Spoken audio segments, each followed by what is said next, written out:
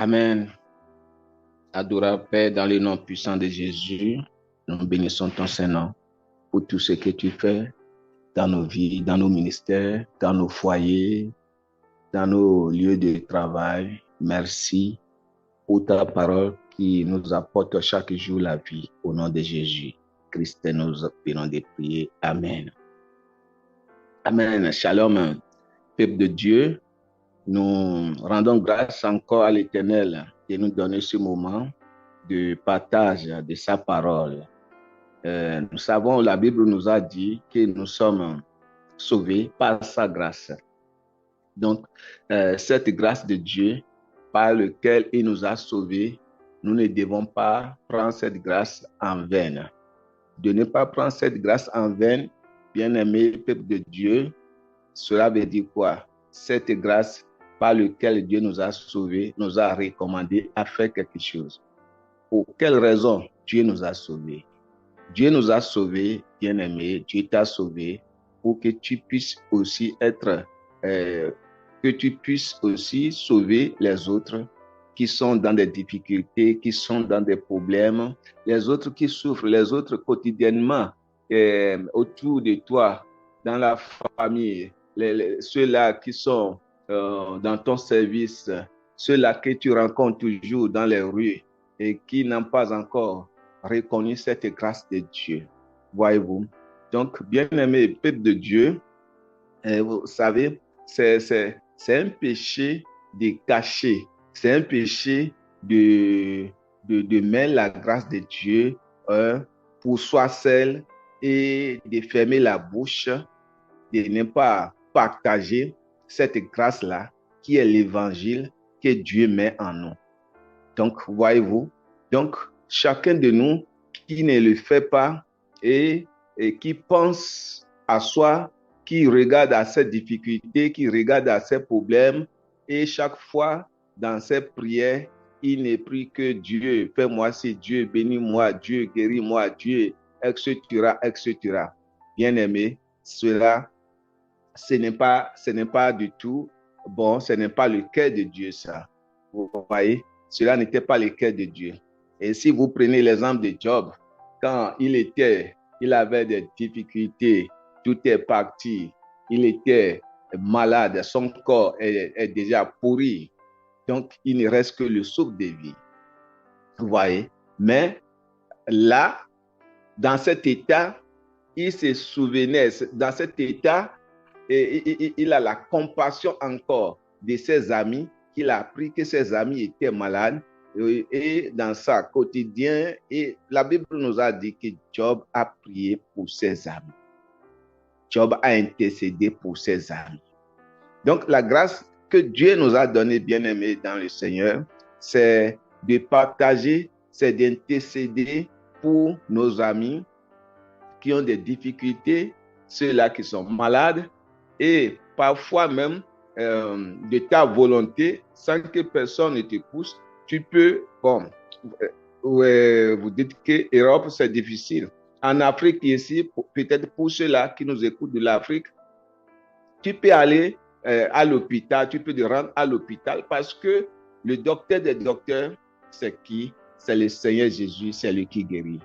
Vous voyez? Donc, les docteurs, les physiciens, ceux-là qui sont à l'hôpital, ce qu'ils font, si Dieu ne met pas sa main dedans, vous voyez, des gens dépensent des millions sur leur santé, ils vont en Europe, tout ça, mais si la grâce de Dieu, si la main de Dieu intervient, vous voyez, cela, l'intéressé, quelle que soit la maladie, l'intéressé serait sauvé. Ouais. Donc, c'est ce que Dieu nous recommande pour que notre vie sur la terre soit vraiment une vie vraiment utile. Donc, tu dois vivre une vie utile à Dieu. Pourquoi? C'est à cause de cela qu'il a envoyé le Seigneur Jésus pour nous racheter de la main de l'ennemi, pour nous donner cette grâce. Nous étions dans la boue, nous étions dans les poubelles, mais Dieu nous a cherchés. Il n'a pas vu l'état de cette poubelle, il n'a pas vu l'état de la boue, mais Dieu est rentré à la profondeur et il nous a enlevés de là, il nous a lavés. Et aujourd'hui, toi qui n'es pas une personne hier, aujourd'hui tu es une grande personnalité, tu es personne et Dieu t'a séparé du sein de ta maman. Pourquoi? Et nous allons lire quelque chose maintenant dans Galates chapitre 1er, le verset 15.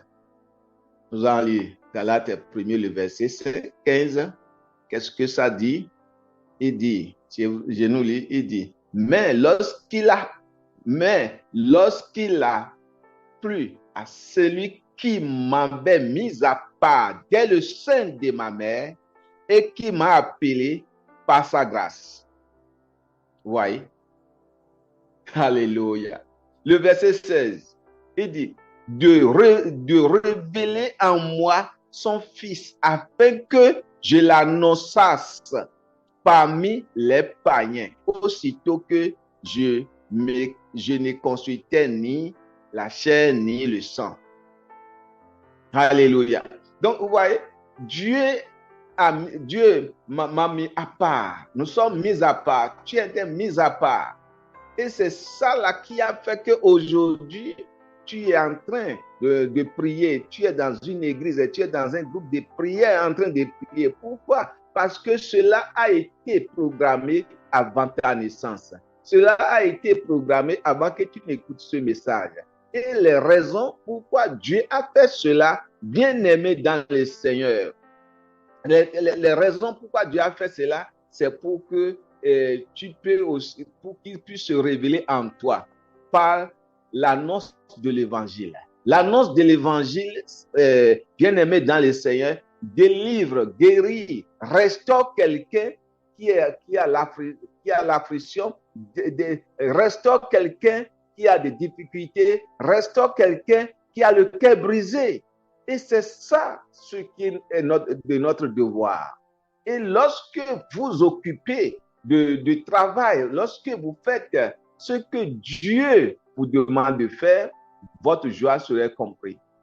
Vous savez, beaucoup de gens disent non, l'annonce de l'évangile, c'est pour les pasteurs, c'est pour les évangiles. Non, bien-aimé, dès que tu es appelé dans la maison, dès que le Seigneur t'a sauvé par sa grâce, qu'est-ce qu'il a fait? Il t'a dit, allez maintenant annoncer aux autres.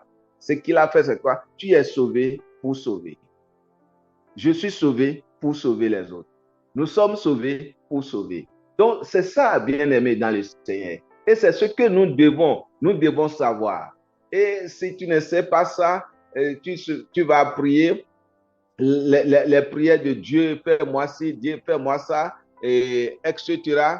Et les prières de soi-même, hein, de soi. C'est que tout est orienté en toi.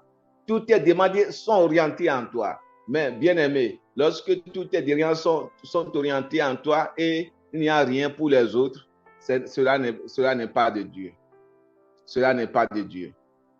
Combien de fois, peut-être toi qui m'écoutes, peut-être dans ce groupe, combien de fois tu as prié pour ce groupe? Combien de fois tu as prié pour les membres de ce groupe?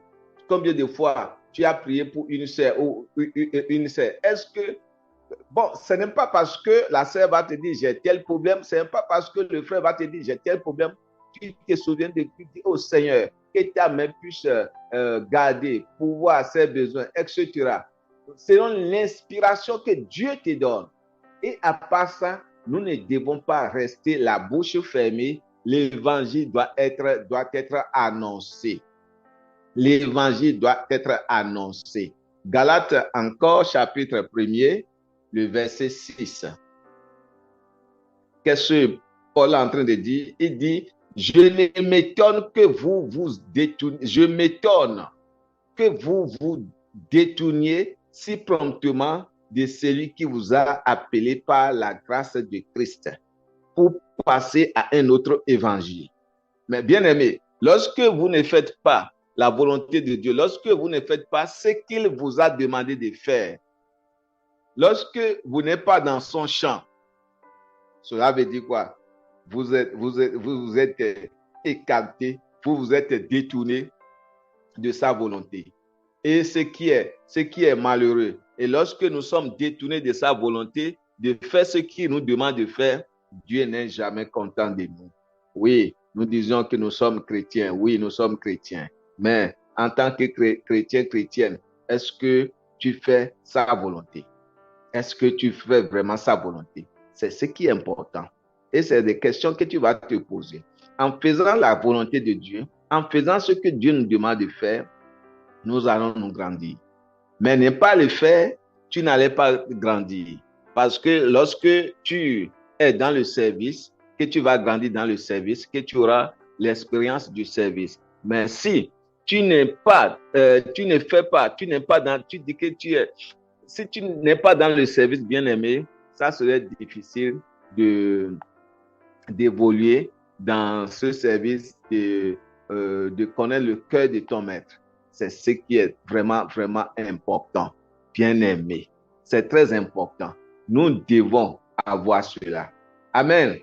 Et nous allons encore lire 2 Corinthiens chapitre 1er, les versets 5, toujours la pensée de Paul sur cette grâce par laquelle lui qui était persécuteur de l'évangile, persécuteur des hommes de Dieu, persécuteur de l'église, hier et aujourd'hui, par l'évangile, Jésus l'a arrêté et maintenant, qu'est-ce qu'il a fait? Il a compris que l'évangile doit être annoncé. Voilà, 2 Corinthiens chapitre 1, le verset 15 dit ceci. Il dit, dans cette persuasion, je voulais aller d'abord vers vous, afin que vous usiez une double grâce. Vous voyez? Il dit, je voudrais aller, il parle maintenant des païens, il voudrait aller vers eux. Les parler maintenant de ce qui s'est passé, les parler maintenant de sa révélation, de sa rencontre avec le Seigneur. Voyez-vous, c'est très important, bien aimé dans le Seigneur, de parler de notre rencontre avec le Seigneur. Comment le Seigneur t'a sauvé? En quel moment? Qu'est-ce qui s'est passé?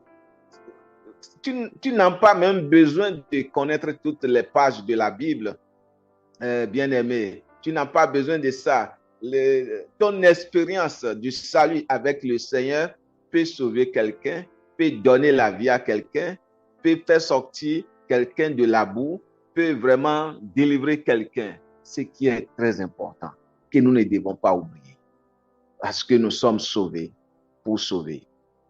Si nous regardons un peu la vie de Moïse, vous savez, dans des conditions où il était né, et quand dans son pays, on disait que lorsque les enfants mâles, quand ils vont naître, qu'est-ce qu'ils ont défendu qu'on les tue. Le roi a défendu qu'on tue tous les enfants mâles. Mais ces sages-femmes craignant Dieu, il a laissé ses enfants et Moïse, la Bible nous dit que au bout de 3 mois, sa maman regarde que rien ne lui arrive. Il a laissé au bord, il a fait un trousseau, il a mis dans ce trousseau, il a déposé dans les roseaux et sur le bord du fleuve. Et enfin, qu'est-ce qui s'est passé? La fille de Pharaon est venue se baigner et bon, ils ont perçu le berceau et c'est le petit Moïse. Vous voyez, Dieu a donné cette sagesse à sa maman de pouvoir sauver sa vie. Et c'est ainsi la vie de Moïse a été sauvée et on l'a repêché Moïse, qui est vraiment un garçon très beau, et on l'a encore redonné à sa maman de l'allaiter jusqu'à ce qu'il ait grandi. Vous voyez? Donc, Moïse a compris quelque chose et qu'est-ce qui s'est passé? Moïse a compris quelque chose et lorsqu'il grandissait, la Bible nous a parlé de 2 personnes qui entre un Égyptien et un Israélite qui se battaient et il a dit, mais cela c'est quoi? Il a défendu son frère. Il a sauvé son frère. Et dans dans cette bataille, l'autre, l'Égyptien, est mort. Il a enterré. Il a dit, bon, personne n'est au courant de cette affaire. Et un autre jour, deux frères israélites se courraient entre eux. Il s'est présenté encore, dit, vous êtes des frères. Entre les frères, on ne devait pas avoir de querelles entre les frères. Ce n'est pas bon. Pourquoi j'ai donné cette histoire? Ce n'est pas bon de se quereller en tant que chrétiens, chrétiennes, entre nous les frères, entre nous les sœurs. Non, nous sommes du même Père, nous sommes du même cité. Dieu nous a mis à part pour son œuvre. Bien-aimé, tu ne dois pas garder à ton frère, à ta sœur. Tu ne dois pas avoir l'esprit amer, l'esprit de haine. Parce que beaucoup, en faisant cela, amènent quoi? La maladie amène quoi? Des difficultés et ils bloquent, ils mettent des barrières sur les chemins. Et ça fait que rien ne réussit dans les vies. Ils prient, mais les prières n'aboutissent pas. Bien-aimés, nous devons nous repentir et faire la volonté de Dieu. Voyez? Donc, c'est pourquoi le chapitre 3 d'Exode, le premier verset, et quand il prêtait les brebis de son beau-père Jéthro, Dieu est apparu là et Dieu l'a appelé. Voyez-vous, Dieu l'a appelé, dit, maintenant, je t'ai envoyé, maintenant, voilà. Et le verset 10, Exode 3, maintenant, verset 10, il dit, maintenant, je t'enverrai maintenant vers mon peuple. Je t'envoie maintenant. Vous voyez, pourquoi?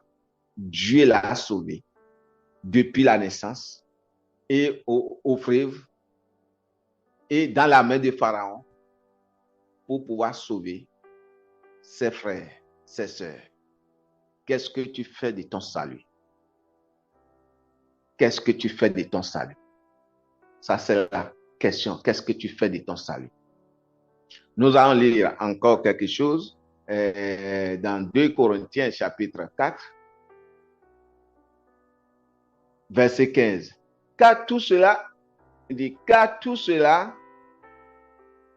arrive à cause de vous, afin que la grâce,